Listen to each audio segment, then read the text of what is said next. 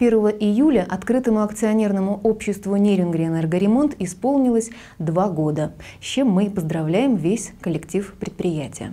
А вот ЭСЭХ не день рождения, его можно отметить и на 1,5 недели пораньше, нежели это делает вся республика.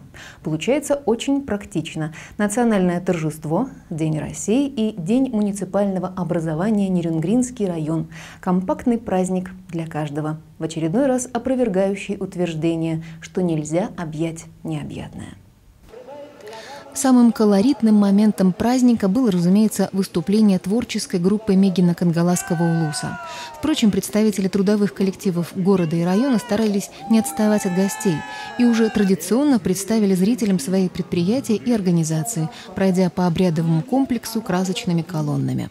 В этом году под флагом поселка энергетиков «Серебряный Бор» объединились коллективы Нерюнгринской ГРЭС, открытого акционерного общества «Нерюнгри-Энергоремонт» и Нерюнгринского филиала южно-якутских электрических сетей. Этот творческий тандем и потрудился над созданием и оформлением своей праздничной поляны. Разноцветные зонтики, флаги и шары, фотогазеты энергетиков, выставка детских работ, подготовленная Домом детского творчества.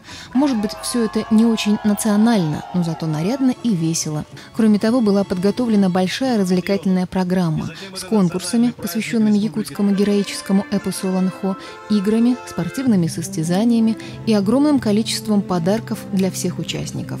Внимание энергетиков к детям не осталось незамеченным. В номинации «Наши дети» за создание игровой площадки со всевозможными развлечениями сборная команда стала лучшей и получила заслуженный диплом от организаторов мероприятия.